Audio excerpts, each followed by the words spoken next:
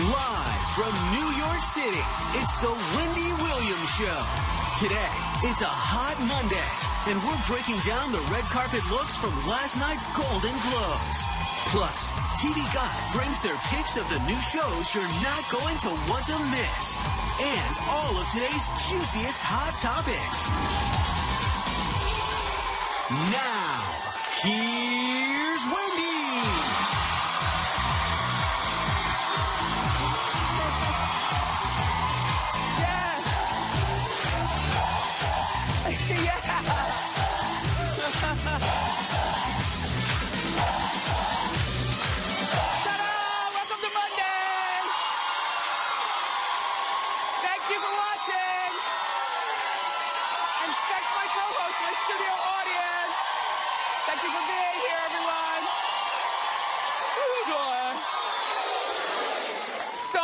Mess, I'll explain. Let's get started. It's time for Hot Topics.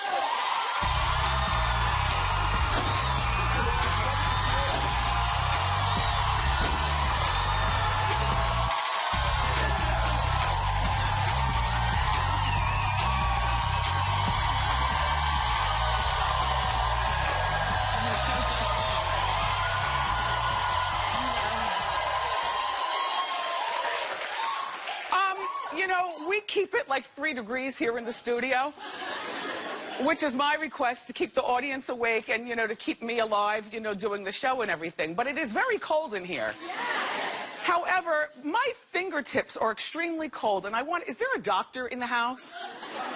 Does this mean you're stroking out or something? Like, I'm going to consult you during the commercial break, okay? Because I can't understand why my fingertips are so cold, I want to do away with them.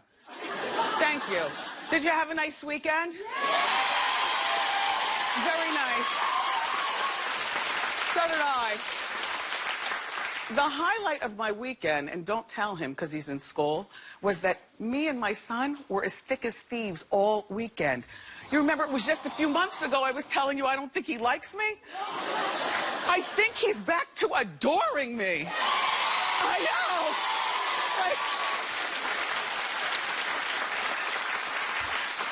Probably because he'll want something, so I'll let you know. I'll let you know how that turns out in the next 72 hours. Anyway, did you watch the Golden Globes? They were on TV last night. I thought that Tina Fey and Amy Poehler did a great job hosting.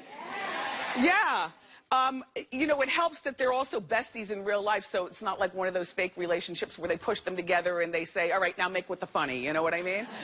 So this is their 3rd year hosting. They say also it's their final year hosting. Although I venture to say that's what people say when they want you to dangle a bigger paycheck. Do you know what I mean?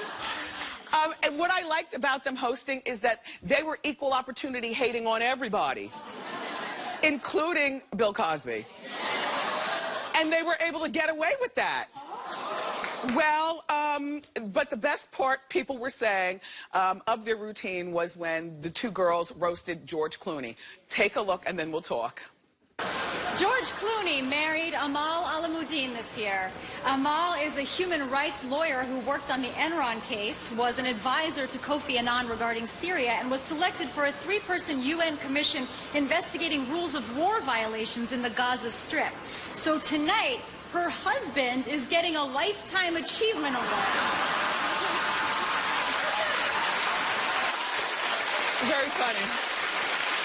Very funny.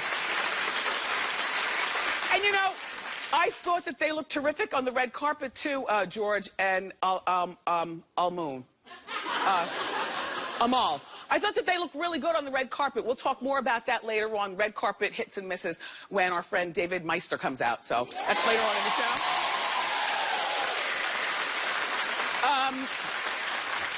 Prince made a surprising appearance. Nobody knew that he was going to be there. Nobody at all. And yes. And when he came out on stage, if you'll notice the shots in the audience, everybody was fanning out. Just like, oh, my, like he reduced A-listers into little girls, you know? But that's what happens. Prince he's such a little man with such a big presence. Remember when I was telling you how he made a request to meet me? See, that's how Prince is, right? So I'm at home minding my own business. I told you about this. But I enjoy telling the story, so I'll tell you again. But look, all right, so I'm in the house minding my own business. Around 9 o'clock at night, my husband, he's also my manager, cell phone rings. Bring.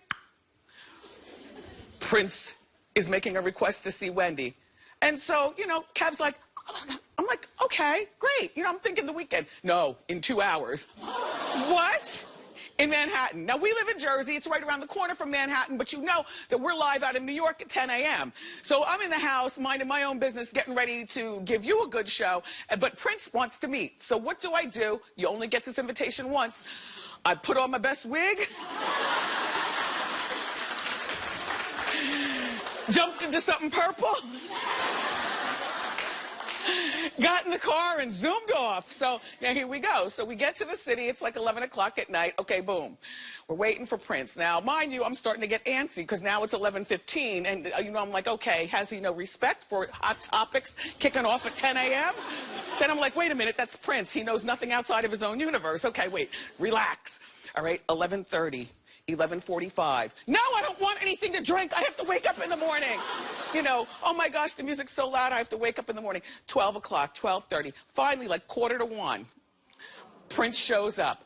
But it was worth the wait. Hold on, I'm gonna tell you how it went down, right? Okay, so Prince descends the steps, and he's with an entourage. And then the entourage comes over and says, Prince wants to see you in the back. Because, you know, he's small, so the entourage encompasses him. And they walked him, like, to the back room. So, you know, me and Kev, we walk to the back room, and it's just Prince and one of his female friends. No, I don't know who she was, but one of his female friends, right? And the room is dark, and there's nothing in there. And the room is about as big as this chair, like it's small, like he's not a germaphobe. We were practically sitting in each other's laps. He was fabulous. He laughed. He watches our show. Yeah. It was fantastic. And we talked about everything. And there are only two things that he didn't like. Number one, he was not taking a picture, which was fine with me, because he was giving me what I give people. You know what I'm saying? No, he doesn't want to take a damn picture. He's like, remember the moment, Wendy, just remember the moment. I'm like, okay, we have that in common. And number two, he doesn't like you to curse around him, for which, when I'm not on this show, just call me Sailor Wen. But I was happy to oblige. We sat for like an hour, got back in the car, went back to Jersey, went back to bed, came in the next morning. Anyway, it was worth it. When Prince is in the building, everybody turns into a 5-year-old girl. Yeah, the best. Okay, so Beyonce had you all talking all weekend. Because I didn't buy into it. She posted this picture and has everybody talking about, is this bump right here a baby bump announcing pregnancy? And I said, well, it could be announcing breast reconstructive surgery. I don't know what this is announcing, but I always did like being buried in the sand. Do you like that? I love that. Like, I just love that. Anyway, do you think she's pregnant? Clap if you do. So the majority of you did not fall for it. Do you think that she is manipulating the media like she always does?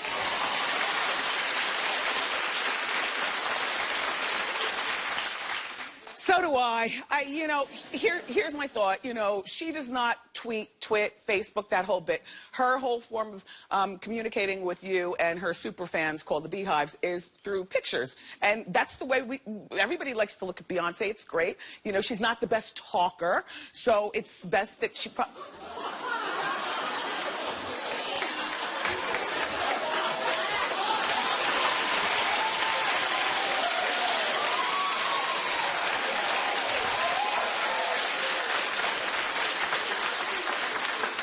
I've told you before, and I'll say it again. If you hear her talk, you're going to need closed captioning on your TV.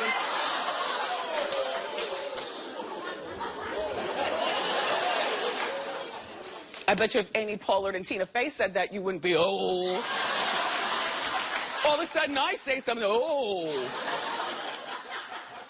Anyway, I don't know whether she's pregnant or not. If she is, congratulations. If she's not, fine. I don't feel as though she owes it to us to say that she's pregnant. But because she's got these super fans, you know, who live and have no lives outside of her, maybe she owes... Well,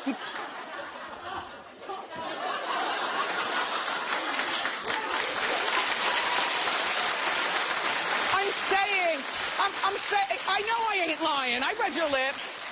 You know, like, you can be a fan of somebody's, but when you become obsessive, it's like, it's borderlining weird. So, you know, there are people who have fans, like, say, George Clooney has regular fans, but Beyonce has regular fans, like some of you, but then she's got those super fans who live, die, and cry by her. So maybe she should say something. The thing I love about pregnancy is that you can't keep it a secret for long, right? So I guess this is just a wait-and-see thing, a wait-and-see. In the meantime, Beyonce is manipulating you all again. Let's talk about something else.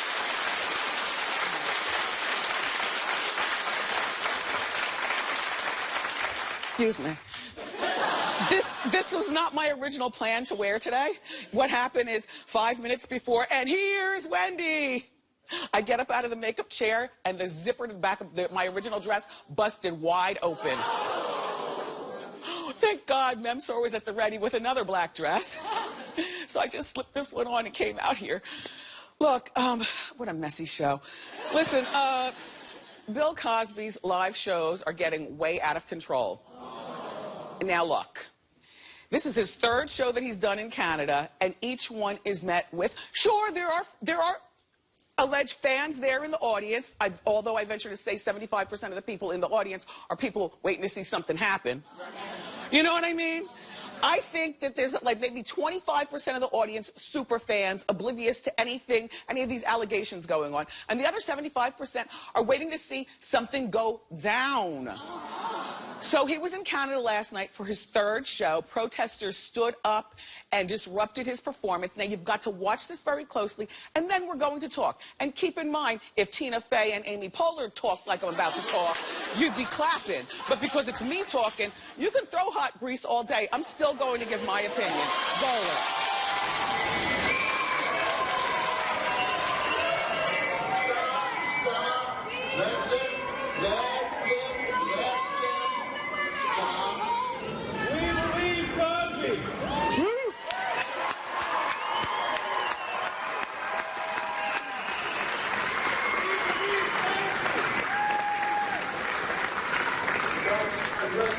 Now, here we're going to continue with our show.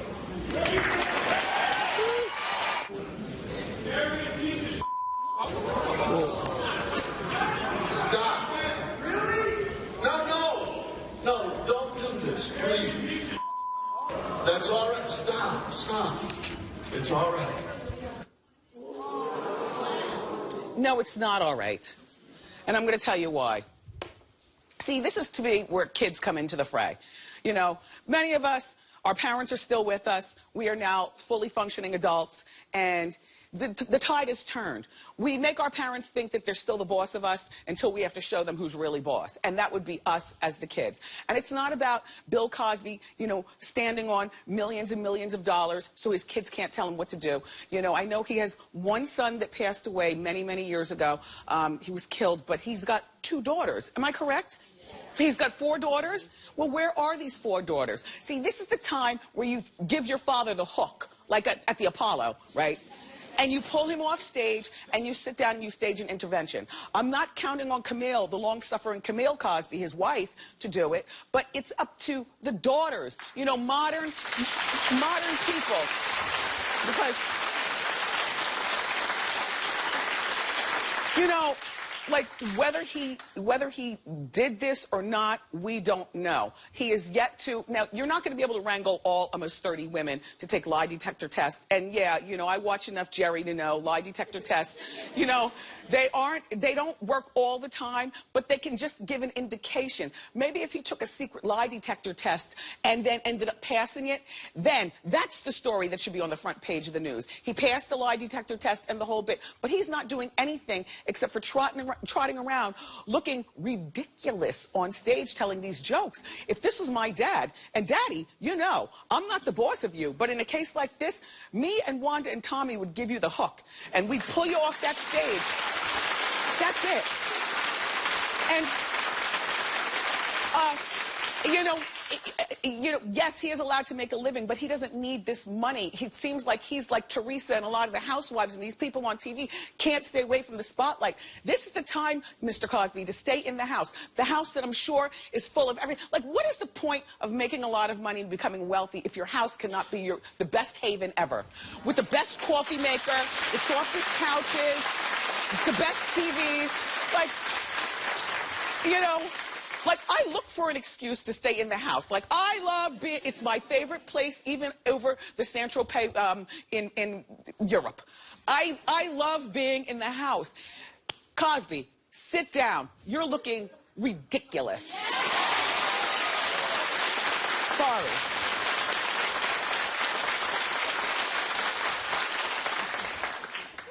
And Kim and Kanye might be getting a new neighbor. Guess who? Ray J.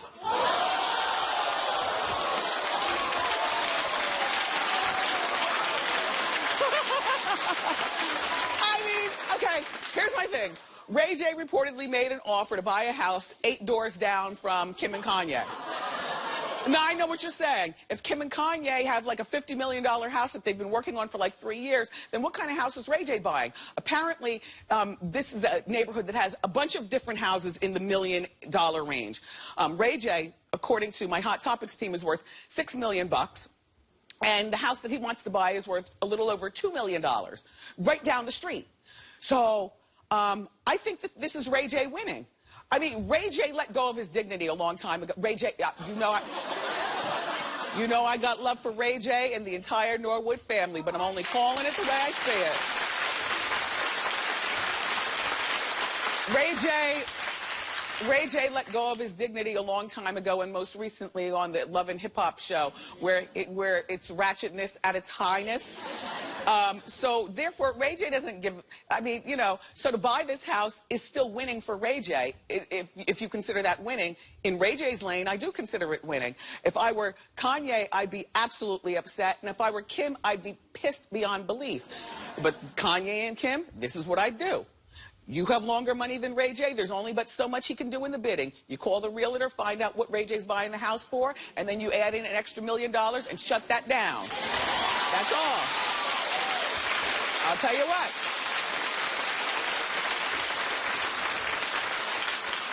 If you had an ex move on your block, wouldn't you move? Would you clap if you'd move? But okay. But isn't that like making the enemy win? Isn't that making the enemy win? See, in my opinion, I wouldn't care. It wouldn't be about winning and losing. As a matter of fact, it'd just be about peace. Because if I were Ray J, I would do donuts in front of their house in my car. Do you understand what I'm saying? I would be a constant nuisance within the confines of it being legal. Only because that's what a Ray J does at this particular, Oh, and by the way, Ray J lived in this neighborhood first. He just wanted to go back home to what he knew. So not only did he hit it first, but he lived there first.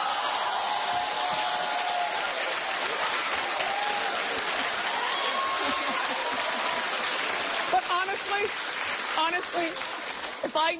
if I knew that an ex bought a house 8 doors down in my neighborhood, I would definitely abandon my house.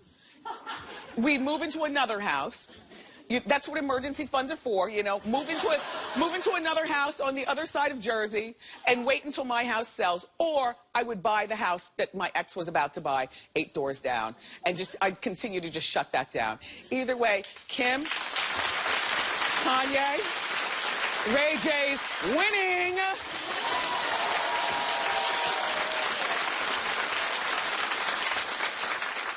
And Suzanne's secret crush, Jeff Goldblum, is about to become a dad for the first time at 62.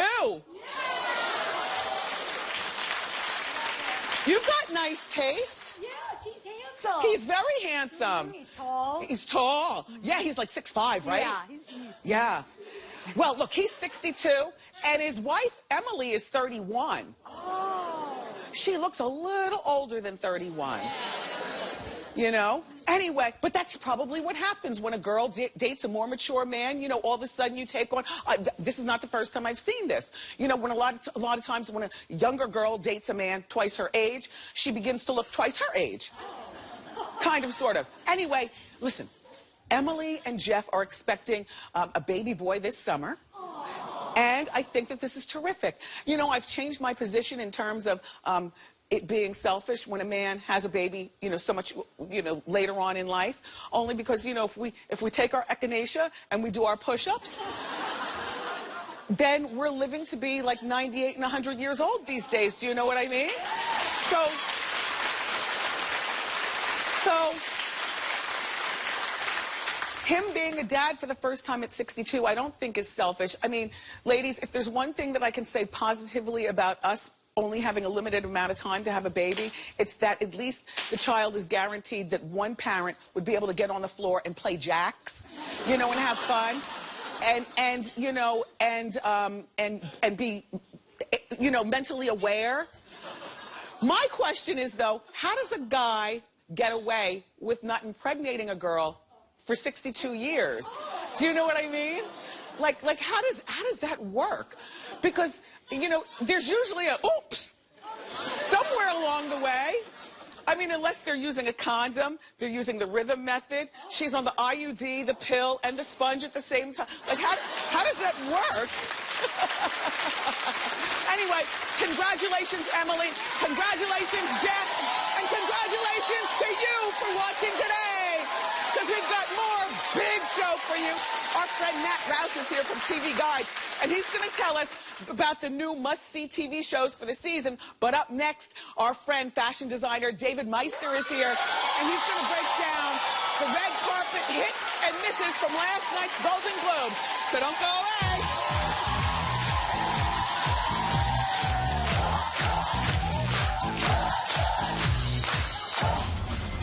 They're fired, but that's okay. On an all-new Wendy, we've got the latest eliminated Celebrity Apprentice. And from the hit comedy The Middle... I have a very strong opinion about that. We like strong opinions here. Patricia Heaton talks Hot Topics. Tomorrow on an all-new Wendy.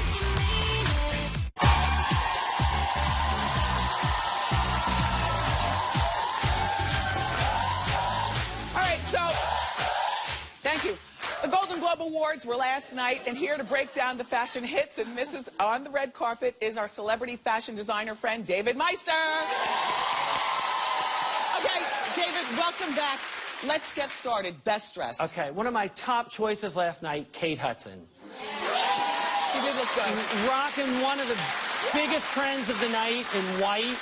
White, you got to have the perfect body. It's got to fit perfectly. She looks so fresh, modern, and sexy. This dress could go the wrong way, but on her, it's still modern, elegant. It's perfection. Yeah. And, you know, I like the simple hair. The simple hair. And just that little simple diamond. Yes, she's perfect. Okay. Now, who else is best dressed? Jessica Chastain. I love the look she went with last night. I like this dress also.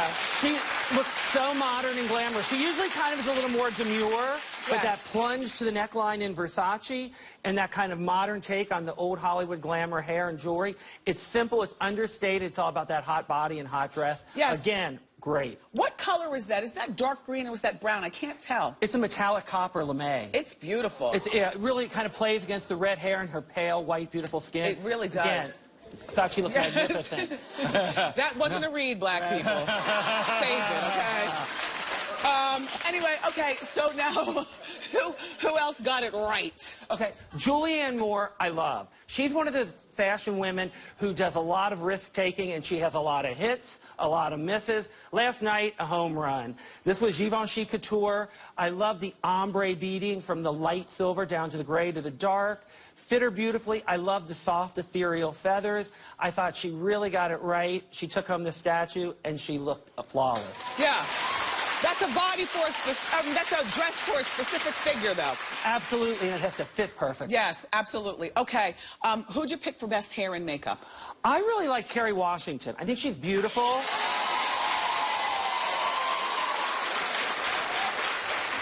What I liked about her hair is it's modern. It's still pulled back sort of in a messy chignon, but it's still fresh and modern and not done looking. Love her dewy makeup, but it's still dramatic. But this is one of those cases where from the neck up, flawless girl. Yes. From the neck down, it's like, what the hell were you thinking? Now, who is this that she's wearing? What is going on? Mary Cantranzu. Okay.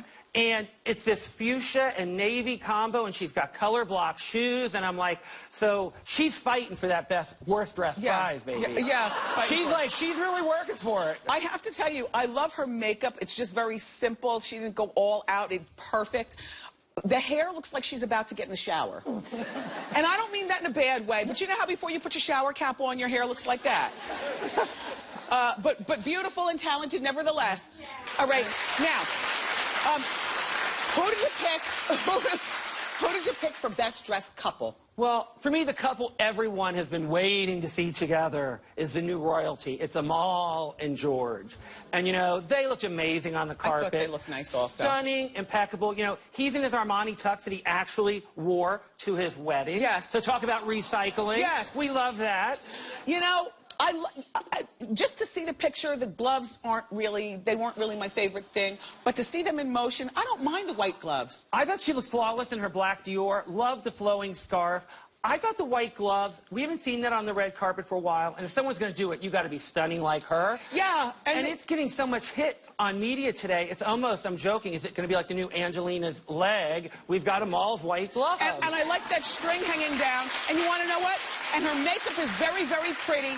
And her hair is like everyday Amal, which I love. Yes, she's just they're flawless. What can you say? Yeah, well, except for his shoes. What are those shoes? The shoes. Okay, when you look like that, we got to toss him a bone. Okay, come on, Wendy. Okay, worst dress. Okay, Coco and Carl were off on a tangent somewhere. Keira Knightley in Chanel. I'm sorry. Okay. It was really bad. Bad? You are so kind. Yeah. How do we say this nicely? Hot mess. Yes. Hot mess. It reminds me of something that, like, maybe Laura Ingalls from Little House on the Prairie would wear. She's pregnant, but you can still look hot and sexy, but it's like it looks like she took maybe some of those new baby clothes in the layette and slapped a little of that on. I'm sorry. Even Chanel gets it wrong sometimes. We got the beads and that butterfly on the wrist. It's like, give me the net. Let's catch her and drag her off the carpet. Do you have a price check on this dress? Do you know approximately how much this dress is? This is couture. This was probably a $60,000, $70,000 gown. Can you imagine?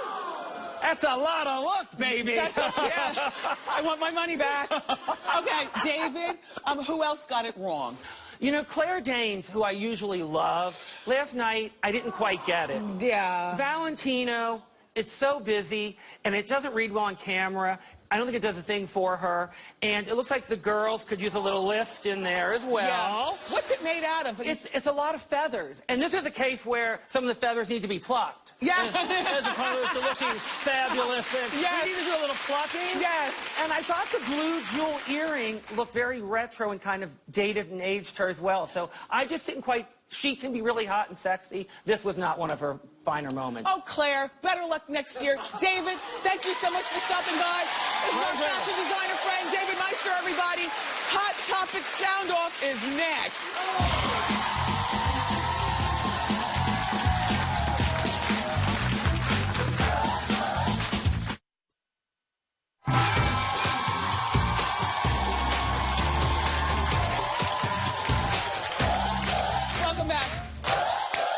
Okay, it's time for Hot Topic Sound Off. Who are you? Hi, Wendy. I'm Gabriella. How you doing? How you doing, Gabriella? I want to sound off on Beyonce. Okay. I think it's absolutely ridiculous that people go and pick at her pictures, they make up stories, they love to put her on the big screen and make things big out of nothing. It's a picture, she's spending the day with her family, she's on the beach, just let it be. If she's pregnant, then wonderful. If not, then let it go. Let her be. She's a woman, she's a strong woman, she's powerful. Just let her be her own woman. Perfect. Thanks, Gabriella. Thank you very much. Okay, have a seat. Who's next?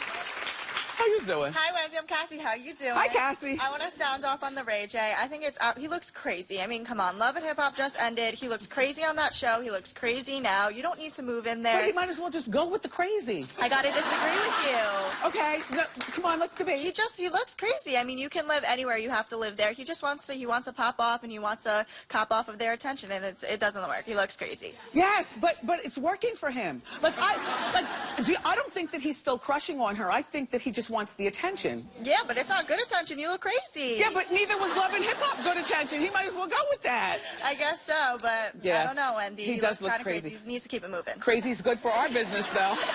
Thank you. Thank you very much. Okay, how you doing? Hi, Wendy. I'm Sandrea. How you doing? Hi, Sandrea. I want to sound off on John Gloombaum. On who? John Gloombaum. Jeff Gloombaum. I'm sorry, Jeff. Not Gloombaum. Goldblum. Goldblum. Jeez, I stroked his name all up. I'm so sorry. It's okay. It's okay. So he's 62. 62, maybe a little old for some of us, but everybody in their life deserves to be a parent. So we shouldn't knock him for being old and wanting to have a baby. We're all happy for you. Congratulations. And also, older parents sometimes aren't as selfish as younger parents. Absolutely. You know, out with business meetings and trying to climb the corporate ladder. Now he has time to be at home and really be focused. And it doesn't hurt that an older parent might have a little bit more money than a 32-year-old parent. And he still has his mother. And he still has his mother. The little boy. Has his mother. Yes, the mother is 31. Exactly. Well, thank you for being open-minded. And that's how we do. Up next, everybody, TV Guide's Matt Roush is here, and Matt's going to share the best new shows of the season, so don't go away.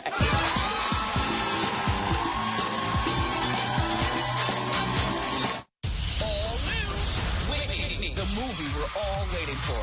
And we've got the director, the amazing Angela Bassett. I will always love her. And celebrity trainer Jillian Michaels on how to actually keep our resolutions. Kick, Wendy, for God's sake! Wednesday on an all-new Wendy.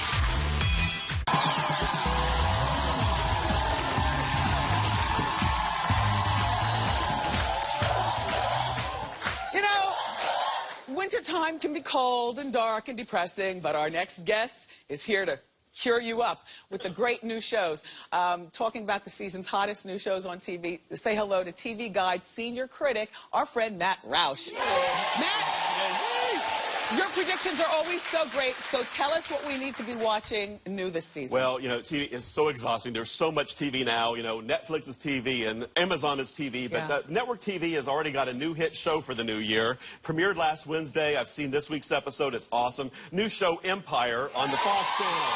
Yes, it is great. It is the hip-hop dynasty. Yes. And you know, and it's got the TV Diva of the Year, present company excluded. But nonetheless, Taraji P. Henson. She's a star. She is a superstar. Yes. And she is playing Cookie, the ex-con wife of the record mogul, played by Terrence Howard. But she comes out of jail after 17 years. She went to jail for all the money that started the company, and she wants what's hers. And there's a power struggle among all the sons about who's going to take over the company. But Cookie rules. She's doing for furs and leopard print what Joan Collins did for shoulder pads back in the day. Yes. And she is awesome. Yeah.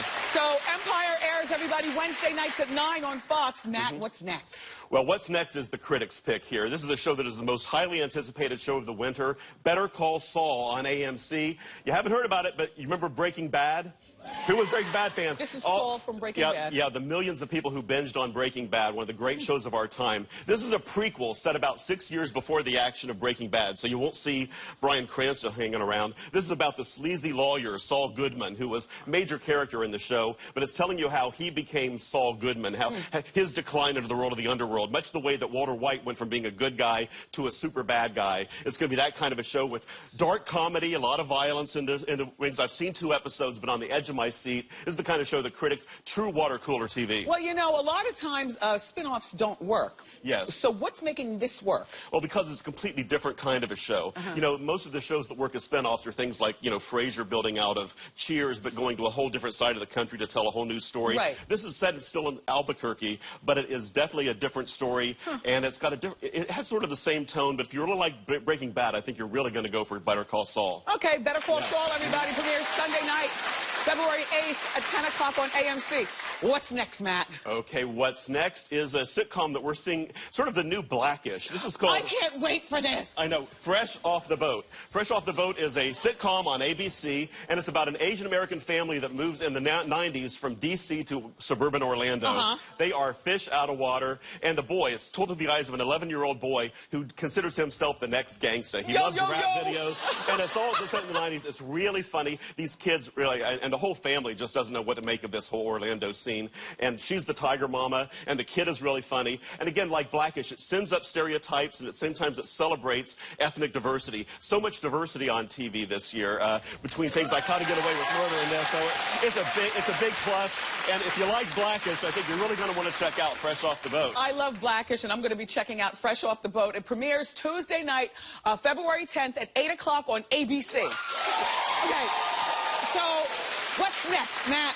What's next is one of the juicy shows now. If you like the primetime soap sort of thing like Empire, E-Channel. E-Channel is doing its first scripted series. Going to come on in March. It's called The Royals.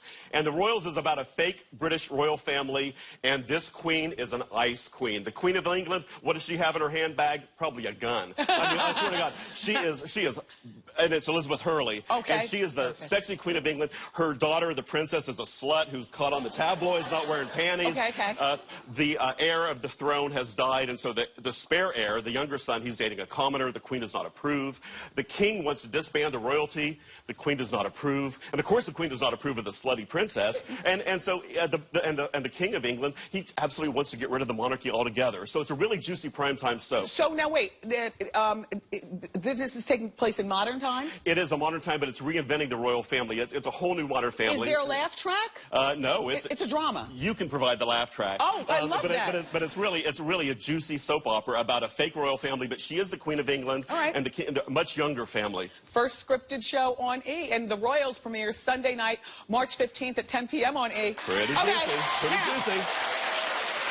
We're all looking forward to the Whitney Houston Lifetime movie. Have you seen it? I have seen it. It airs on Saturday night. It. What's interesting about it, Angela Bassett, who knows her way around playing pop divas, she directs this film, and Yaya DaCosta, who was a finalist on America's Next Top Model, does a really good job playing the young Whitney. But really, this movie isn't about the whole life of Whitney. It's focused on, it basically should be called Whitney Loves Bobby, because it's really the love story of her and Bobby Brown. And for all those people out there, and you know there were some of those people who said, what did she ever see in him? This movie tells you.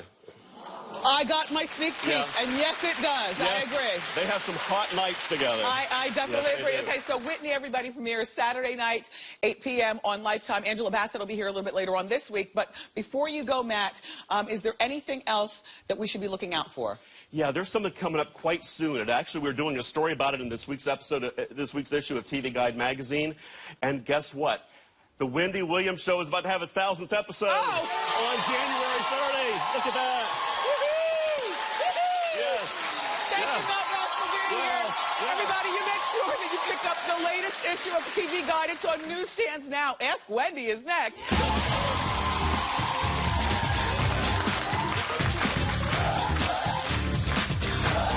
There's so much more of The Wendy Show at wendyshow.com. Watch must-see moments, catch my after show, and enter for your chance to win some amazing free stuff. Check out wendyshow.com today.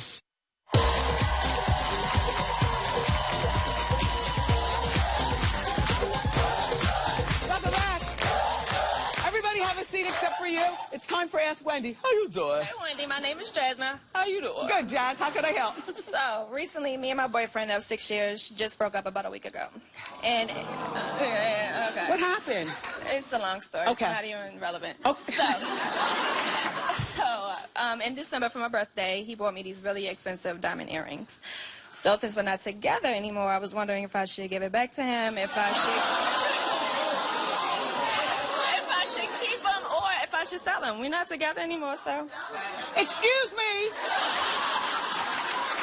Now, I know a lot of tackiness goes on in this show, but my parents did teach me a little bit of civility. Okay. Personally speaking, I would give them back to him, and I'm going to tell you why. I'm going to tell you why. Because first of all, if the breakup was his fault, that's a smack in his face. Right. You know what I'm saying? Like, damn, she doesn't even want my earrings. They're really pretty, though. Then why are you asking? Then why? I mean, you're asking. It's like, I really don't want them, but then give them back to him. Okay. Give them back. That will have him tossing and turning. You ask a woman of a particular age, and she will tell you, giving back gifts hurts a man worse than keeping them and selling them on eBay. Okay. Good luck, Jazz. How you doing? Hi, Wendy. I'm Michael. How you doing? Hi, Michael. How can I help you? So my fiance and I are allergic to dogs, so he's decided he'd like to get a pet pig. Okay. Now, they're really cute, and I want to make him happy, but I've spent years renovating my house, and I don't want a pig running around the house. So what do I do? First of all, who's cleaning up after that? I know that, that people have pigs, but generally they're the Hollywood people who have 25 people living in their house to clean up stuff. I wouldn't get the pig. What about a cat? We're allergic to cats. Okay, well, guess what? I'm not allergic to anything. My husband's allergic to everything. I would love to have an animal, but we don't. Oh, well, oh, hell. Thank you, Wendy. And I would love to have an animal, you know? Right. I'm sorry. We get stuffed animals. Yeah, stuffed animals or a turtle. Or a turtle. They're good. All right, we have time for one more quick question. How you doing? Hey, Wendy. How you doing? My name's Kelsey. Hi, Kelsey. Hi. I recently broke up with my boyfriend. We dated for 3 years, and he broke up with me through a text message. Oh. Now, for the last time, like for a year now, he's been trying to get back with me through text messages, and I've ignored him, but he just hasn't stopped, and I don't know why he doesn't get the hint. What should I do next? Okay. First of all, that's horrible that he broke up with you through text. I would not think of answering his text. You can either, A, continue to ignore his text, because it's really no skin off Kelsey's back, you know what I'm saying? Let him keep sending. Or B, text him back something really, really civilized, and like, leave me alone. I don't want any part of you. UMF. Yeah. You see what I'm saying? Thank you, Kelsey. Good luck. Pop quiz is next.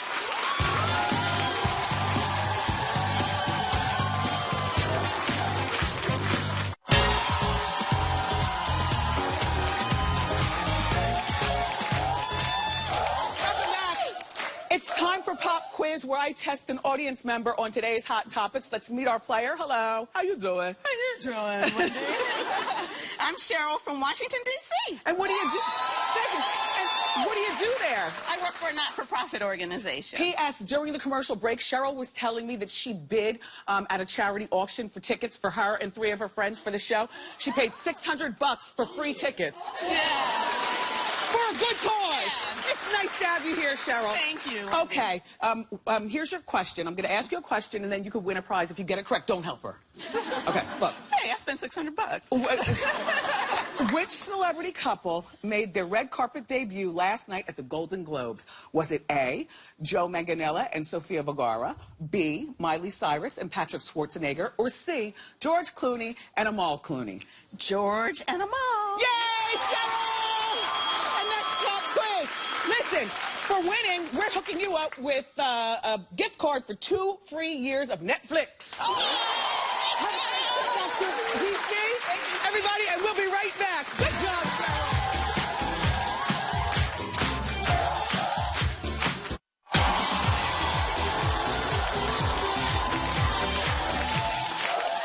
Another day is done here at Wendy. I want to thank my guest and my fabulous co-host, my studio audience. Tomorrow, friend to the show, Patricia Heaton, will be here. Plus, the next 2 contestants fired from tonight's episode of Celebrity Apprentice are stopping by. I love you for watching today, and I'll see you next time on Wendy. Bye.